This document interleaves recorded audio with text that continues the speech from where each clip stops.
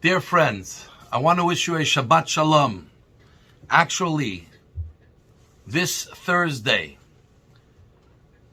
that we are videotaping this week's Torah message is the anniversary of our dear Rebbe and Rebbetzin Chaim Mushka, who got married in 1928 in Warsaw, Poland. And that union, which brought the Rebbe to the family of the previous Rebbe, was able to leave Russia during the difficult communist times and then come over to America and become our Rebbe in 1950, was a pivotal moment for Chabad, obviously the Rebbe and Rebbetzin, the previous Rebbe, Chabad in general, and for world Jewry and the entire world. Because the Rebbe's impact, influence in the world, the Rebbe had formed this world in a way like no other leader in recent and even distant history. So it's a very, very special time. And it's fascinating that it falls out during the week of Vayishlach, because Vayishlach was a pivotal moment in the history of the Jewish people, when Yaakov had that important meeting with Esav. His brother wanted to kill him. Now 20 years later, or according to the Medrash, 34 years later, when Yaakov wants to return to Israel, he chooses to confront Esav and hopefully make up with him. And we read about all the drama leading up to it, and ultimately he prevailed.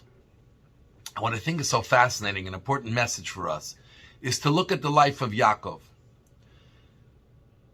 Very often, when we look at a person and we see their behavior, and we quickly say, this is a fighter, this is a peacemaker, this is a nice person, this is a tough person. Very seldom do you find that on the same person you can talk about all different types of behavior, especially opposing behaviors. But if you look at the life of Yaakov, you find something very fascinating. Him and Esav had an issue, he ran away. He comes to Lavan,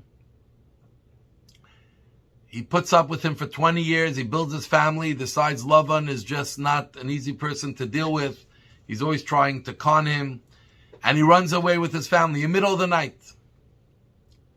And then all of a sudden, he hears that Esav is greeting him with 400 soldiers to kill him. He doesn't run away. All of a sudden, Yaakov becomes bold, creates a strong diplomatic strategy. He has a plan B, a strategy for battle if he has to do it. Obviously, he prays to God that plan A of diplomacy will be successful, and if not, plan B should be successful. So Yaakov was ready to confront him. Then we find that Yaakov, when he settles with his children in Sukkot and his daughter is raped, and how the brothers reacted, and ultimately after they asked the people to circumcise, they ended up destroying the city and killing all the males who stood by silently when their sister was violated and raped, and it was front page news, and they all thought it's just a minority and who cares. And though Yaakov was not happy, his unpleasant reaction was more about the fear of this is not the right time, we're a small minority here, we just came to this country, we're not entrenched, it's not the right time. But in essence, he was fully with his children, Shimon and Levi, who had tremendous self-sacrifice and put themselves on the line to stand up for the dignity and the respect of the Jewish people. So where is this Yaakov? Is he a nice guy? Or is he a person who flees from situations? Is he a person who confronts situations? Who is Yaakov? And herein lies the message to us of who a real Jew is. Yaakov is not a fleer and not a fighter. Yaakov is focused on his mission. And every situation calls forth a different reaction. Because if you're focused on your mission and what God laid out for us in the Torah, then our behavior will change accordingly if needed. We are not an extremist, and we're not just a person who's easily placated. We are someone who's always serving God and ready to do and call forth whatever is needed to be able to make that happen. And that's the power of the Jew. When need be, we're tough. No one can bend us. No one can push us over. But very often we're soft. We're ready to work with people. We're ready to allow ourselves to compromise when able to. We're allowing ourselves to give others the respect, even more respect than they deserve. We are here driven by the mission and not by our character. And that's what every Jew has to try to form, is a sense of duty and a mission. We're a soldier in God's army.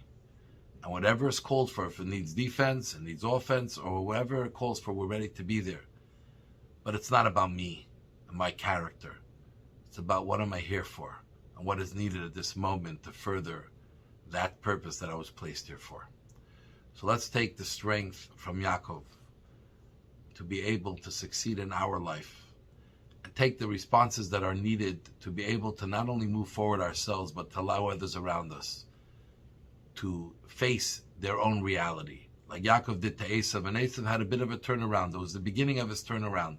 It's taking a few thousand years and it'll be finished when Mashiach will come, but it was the beginning of his turnaround. When you are devoted to a mission, you cause other people to reflect as well and have an effect on them. So let us be successful in following our mission and affecting others as well as ourselves. So I want to wish you Shabbat Shalom. God bless you all. We love you all. Candlelighting time in Montreal, 3:52 p.m.